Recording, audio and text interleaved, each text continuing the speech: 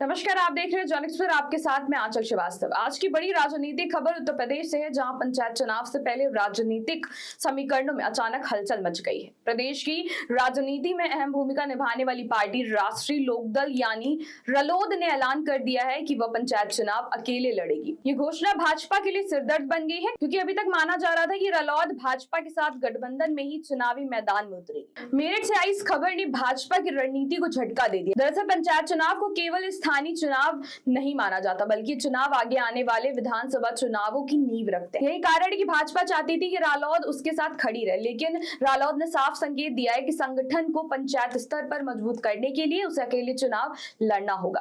रालोद पंचायत चुनाव समिति के प्रदेश संयोजक डॉक्टर कुलदीप उज्ज्वल ने बयान दिया है कि हम अपने कार्यकर्ताओं की ताकत पर भरोसा करते हैं। पंचायत चुनाव संगठन को मजबूती देने के लिए सबसे बड़ा जरिया है और इसी मजबूती के दम पर विधानसभा चुनावों में जीत की राह आसान होगी।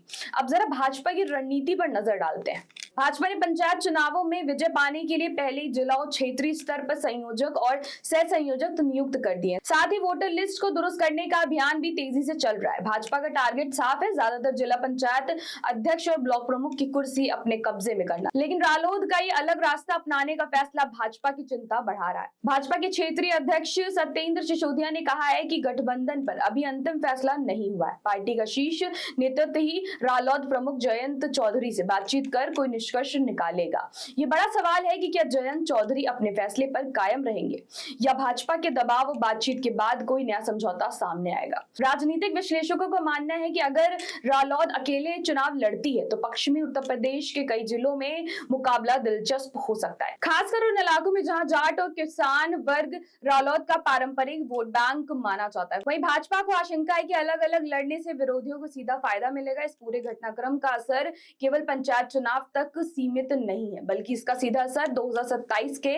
विधानसभा चुनावों पर भी देखा जा सकता है। पंचायत चुनाव में मजबूत पकड़ बनाने वाली पार्टी को विधानसभा चुनावों में जनता तक पहुंच बनाने का बड़ा मौका मिल सकता है। तो फिलहाल तस्वीर साफ है कि रालोद ने अकेले चुनाव लड़ने का ऐलान करके भाजपा की मुश्किलें जरूर बढ़ा दी हैं। अब सबकी नजरें जयंत चौधरी और भाजपा नेतृत्व की बातचीत पर टिकी है। क्या होगा भाजपा और रालोद का अगला कदम? क्या साथ चलने का रास्ता फिर खुलेगा या अलगाव लंबे समय तक रहेगा? इन सवालों के जवाब आने वाले दिनों में साफ हो जाएंगे। तो ऐसी देश और दुनिया की बड़ी खबरों पर नजर रखने के लिए आप जुड़े रहिए जन एक्सप्रेस के साथ। नमस्कार।